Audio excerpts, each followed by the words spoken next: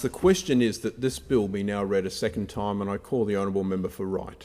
Oh, thank you, Mr. Speaker, and it's a great pleasure. This is one of the best topics to speak on during the course of the year. The Appropriation bill. It's budget time. Some look at it and think, what's appropriations? For those that are listening out there, Appropriations Bill number 1, 2017-2018, is an opportunity for members to come into the chamber and have a free kick.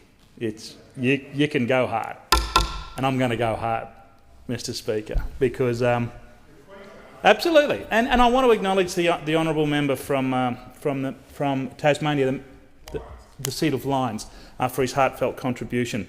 And in the robust spirit of the debate of appropriations, we will hear opposition for the sake of opposition. But in saying that, you made some points. And the idea of having a robust debate is being able to freely put your case forward in the nation's parliament and then have it rebutted aggressively from those on the other side. But I always welcome the debate and your contribution to this place. You are nothing other than entertaining in this joint. So I appreciate your contribution. And I'm going to start, Mr. Speaker, by just picking up the honourable member's contribution in and around education, because there were some key words of fairness, and that we were cutting funding in the education space. I'm going to start there. So my electorate of Wright, beautiful, absolutely beautiful electorate on the Gold Coast hinterland and up to Toowoomba down in the New South Wales border. Very picturesque. I have 71 schools, both primary, secondary, Catholic, independent and state. 23,220 students. I can stand here in this parliament, put my hand on my heart and dispute the comments that come before that there were cuts to education, saying that every single one of my schools, 71 in total, 23,220 students, will be the beneficiary of extra funding as a result of Gonski 2 in my electorate. So I haven't looked at the Tasmanian numbers, but I am aware that roughly if there's 90,000 schools, there are 42 schools going to be worse off. Their funding is actually going to go backwards. So you must have the most unluckiest seat in the country, Member for Lyons, to have 42 of those schools in yours where you're going to go backwards. And I will go back up to my office. I will go to the online calculator and check your schools and bring to the attention of the House if your school's going to be worse off. Because I suggest that, because in question time today, Mr. Speaker, when a question was asked of the Prime Minister about a school that was going backwards, when we actually looked at the online calculator, surprise, surprise, the actual school that was put up in question was actually going to be many hundreds of thousands of dollars better off. And in the presence of this place, I will do that for the member of Lyons to assist him, because it might change the flavour of your media releases. Your principals hearing you saying that they're going to be worse off might be surprised to see that they may be actual better off than what they were last year under Gonski 2. Now, of course, I'm playing on words. I am playing on words, Mr. Speaker. The former speaker was actually, the former member of who spoke was actually referring to if Gonski was instigated, and our Gonski 2, which is not as aggressive, he's playing on words to say that that's where the cuts were. We make the point in an open debate that those cuts were never going, that those investments were never going to materialise because Gonski wasn't fully funded. Our education process is fully funded, but I still nevertheless will help the honourable member for Lyons with pointing out that I would suggest that most of his schools will actually be better off, and I look forward to taking that opportunity to school him. The total increase in federal government funding for schools in Wright for over the next 10 years, and I am not a fan of forecasting over 10 years. I am not, because I love my economics. Our budget papers run for a period of 4 years. They're the estimates. They're the forward estimates. Anything outside the estimates are your outlook years, and I do not normally like it. But we have included this year 10-year forecast because schools rightfully, and the member of Lyons will agree with me, schools rightfully are looking for financial security for their planning, and they are looking for an indicative idea of what government's intention is into the future. So in this case, we are using 10-year forecasts, and I'm very proud to say that in my electorate alone, my electorate alone, over the next 10 years, we will be the beneficiaries of no less than $275 million extra in our electorate, all things being equal from today. Importantly, our increased funding will be tied to reforms and evidence that makes a real difference to supporting our teachers and schools to improve student outcome. Over the weekend, I had the privilege of having dinner with a group of high school principals who are motivated to change the trajectory of our English and literature outcomes, outcomes for students in the state of Queensland. And we were joined by a gentleman by the name of John Collins, and John is the author of the Collins Reading Writing Program out of Harvard. An incredibly talented man, 75 years of age, unable to travel with his wife this year, Becky, who was unable to travel with him. On behalf of the Parliament, we hope that your surgery went well, and we look forward to seeing you on your next trip. But John Collins, an incredible, and I'm pretty sure after speaking to him, Mr. Speaker, he is not of our persuasion politically of the government. He would, but was excited about the extra money and the reforms being spent in the education system as someone from Harvard University. But he did make the point that extra money does not normally mean better outcomes for students. It does go to better quality teachers, and it does go to a number of other factors in around socio-economic demographics. Some of the other things in around that education space was maybe we shouldn't get too hung up on our PISA standings, that there are many other great qualities that our students have, but that's a conversation for another bill on another day. This is a fair system, it's good for students, and it's good for parents, and it's good for teachers. I want to quickly, just before I leave education, last week I had the opportunity whilst I was in the Lockyer Valley. So not only are we making a commitment to my entire 71 schools, that they are going to be better off financially next year and they're going to be better off over the next 10 years, that on top of that, we're going to partner with our schools, either in the Catholic system or the state system or others, in our capital grants program. And I was very proud the other day to partner in, around the tune of $2.3 million with our Catholic school over in Gatton, Our Ladies of Good Counsel. And the principal over there is Nathan Haley, and his deputy is Bradley, James Bradley, doing an amazing job with that school. And the first compliment I offered them, with that the Capital Works program was roughly around the $2.5 million, was the value for money that existed when you walked into the place.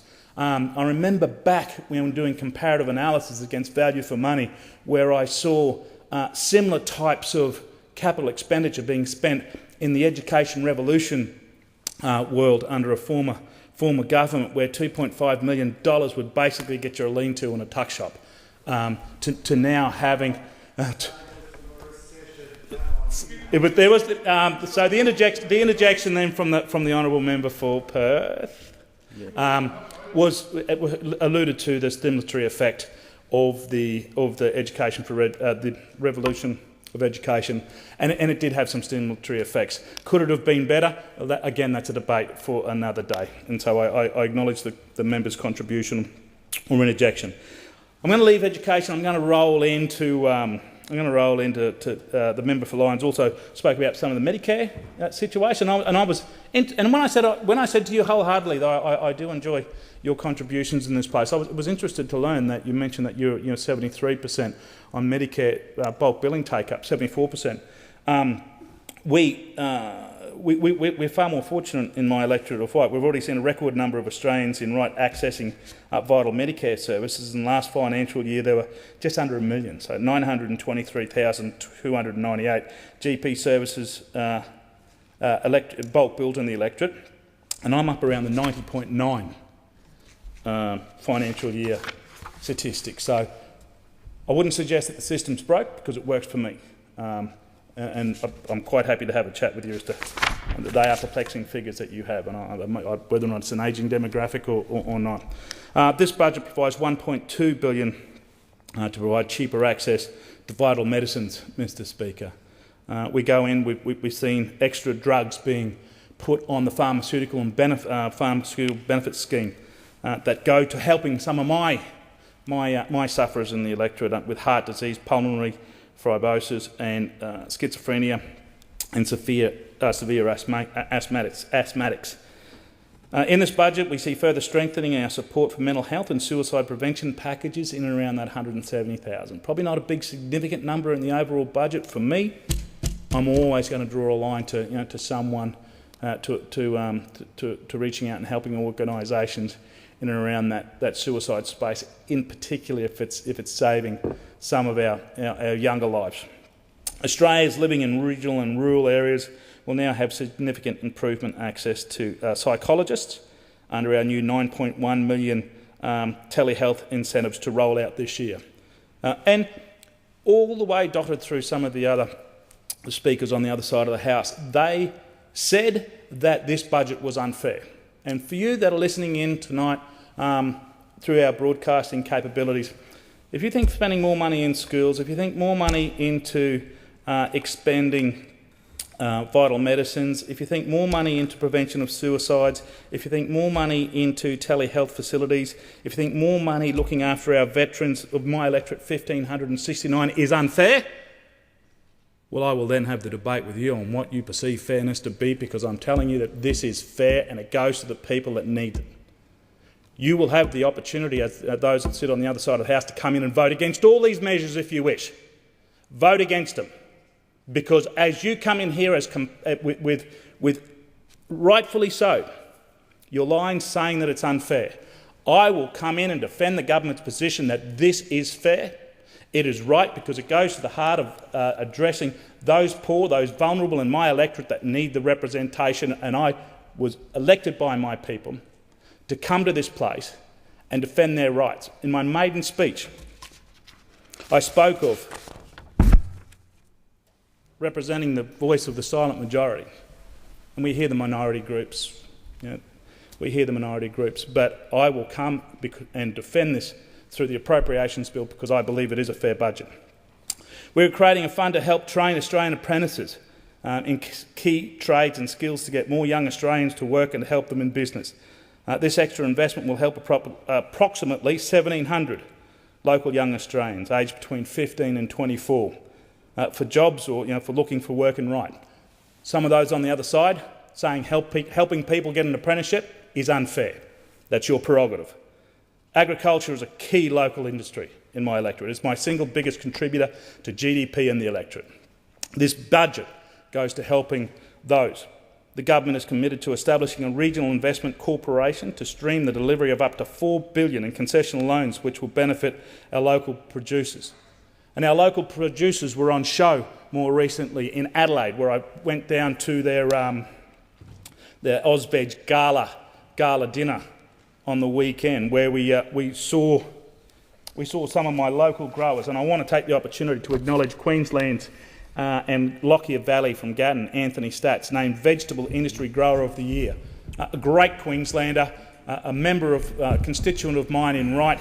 He was flanked by a number of other finalists from all around the country. Rob Hendrickson, last year's 2016 Grower of the Year from Culfresh in my electorate. Finalist for this year, Matt Hood from Rugby Farms.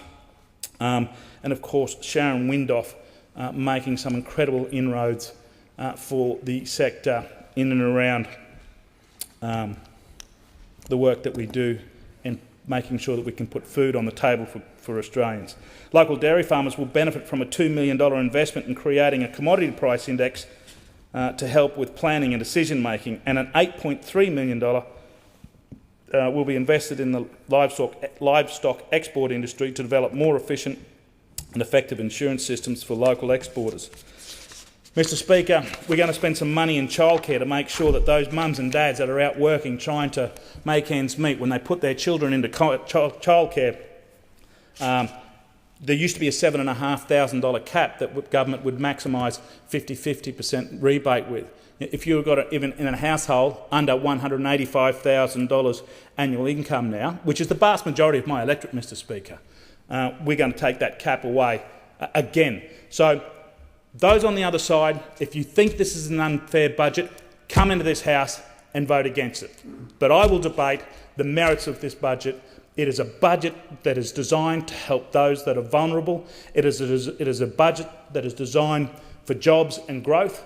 It is a budget that is designed to help those in my electorate pull the measures out that you think are unfair.